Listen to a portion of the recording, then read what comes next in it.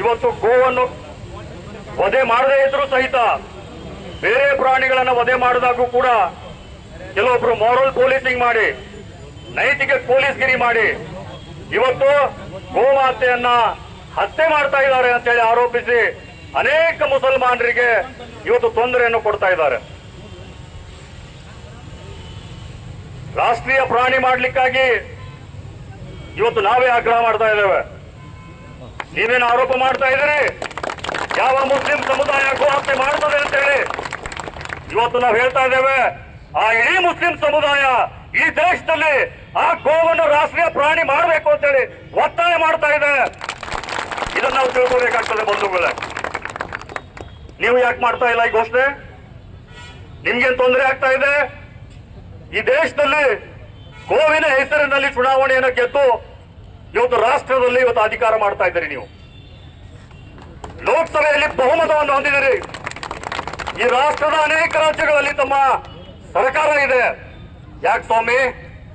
ಗೋವಿನ ಮೇಲೆ ಅಷ್ಟು ಪ್ರೀತಿ ಇದೆಯಲ್ಲ, ಗೋವಿನ ಮೇಲೆ ನಿಮ್ಗೆ ಅಷ್ಟು ಗೌರವ ಅಲ್ಲ, ಗೋವನ್ನು ಅಷ್ಟು ಪೂಜನೀಯ ಸ್ಥಾನದಲ್ಲಿ ತಾವು ನೋಡ್ತಿರಲ್ಲ, ನಿಮಗೆ ಯಾಕೆ ತೊಂದರೆ? ಇವತ್ತು ಗೋವನ್ನು ರಾಷ್ಟ್ರೀಯ ಪ್ರಾಣಿ ಮಾಡಬೇಕು ಅಂತ ನೀವು ಮುಸಲ್ಮಾನರು ಆಗ್ರಹ ಮಾಡಬೇಕಾ? ನಿಮಗೆ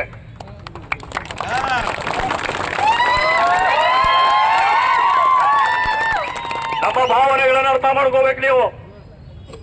ಇನ್ನು ಮುಂದೆ ಗೋವಿನ ಹೆಸರಿನಲ್ಲಿ ತಾವು ಅಮಾಯಕರನ್ನ ಬಲಿ ತೆಗೆದುಕೊಳ್ತಕ್ಕಂಥಲ್ಲ. ಇವತ್ತು ಮುಸ್ಲಿಂ ಸಮುದಾಯ ಎಚ್ಚೆತ್ತುಕೊಂಡಿದೆ. ಇವತ್ತು ಮುಸ್ಲಿಂ ಸಮುದಾಯ, ಮುಸ್ಲಿಂ ಧರ್ಮಗುರುಗಳು ಇವತ್ತು ಒಂದು ಧ್ವನಿಯಲ್ಲಿ ಈ ರಾಷ್ಟ್ರದಲ್ಲಿ ಒಂದೇ ವಾಕ್ಯವನ್ನು ಉಚ್ಚರಿಸ್ತಾ ಇದ್ದಾರೆ. ಗೋವನ್ನ ನೀವೆಷ್ಟು ಗೌರವ ಕೊಡ್ತಿರೋ ಅಷ್ಟೇ ಗೌರವ, ಅದಕ್ಕಿಂತ ಹೆಚ್ಚು ಗೌರವ ಇವತ್ತು ಮುಸ್ಲಿಂ ಸಮುದಾಯ ಕೊಡ್ತಾ ಇದೆ. ಸನ್ಮಾನ್ಯ ಪ್ರಧಾನಮಂತ್ರಿಗಳು ಅರ್ಥ ಮಾಡ್ಕೋಬೇಕು. ಉತ್ತರ ಪ್ರದೇಶದ ಮುಖ್ಯಮಂತ್ರಿ ಹೇಳ್ತಾರೆ ಗೋವನ್ನು ರಾಷ್ಟ್ರೀಯ ಪ್ರಾಣಿ ಮಾಡಬೇಕಾದ ಅಗತ್ಯವಿಲ್ಲ.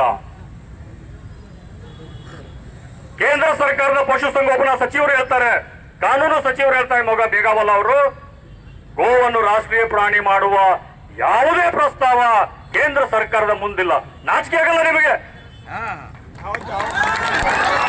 ಗೋವಿನ ಹೆಸರಿನಲ್ಲಿ ರಾಜಕಾರಣ ಮಾಡೋರು, ಗೋವಿನ ಹೆಸರಿನಲ್ಲಿ ಓಟನ್ನು ತೆಗೆದುಕೊಂಡು ಆ ಗೋವಿಗೆ ನ್ಯಾಯ ಕೊಡ್ಲಿಕ್ಕೆ ನಿಮಗೆ ಸಾಧ್ಯ ಆಗೋದಿಲ್ಲ.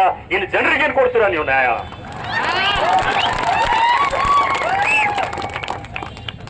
ತಮ್ಮೆಲ್ಲರ ಮುಖಾಂತರ ನಾನು ಕೇಂದ್ರ ಸರ್ಕಾರಕ್ಕೆ ಒತ್ತಾಯಿಸ್ತೇನೆ. ನಾವು ಮನವಿ ಮಾಡ್ತಾ ಇದ್ದೇವೆ, ಮುಸ್ಲಿಂ ಸಮುದಾಯ ಕಳಕಳಿಯಿಂದ ಮನವಿ ಮಾಡ್ತಾ ಇದ್ದೇವೆ.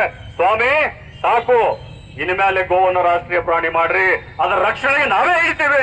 ಸರ್ಕಾರ ಬೇಕಾಗಿಲ್ಲ, ನಿಮ್ಮ ಪೊಲೀಸ್ ಇಲಾಖೆ ಬೇಕಾಗಿಲ್ಲ, ಯಾವುದೇ ಅಧಿಕಾರ ತಂತ್ರ ಬೇಕಾಗಿಲ್ಲ.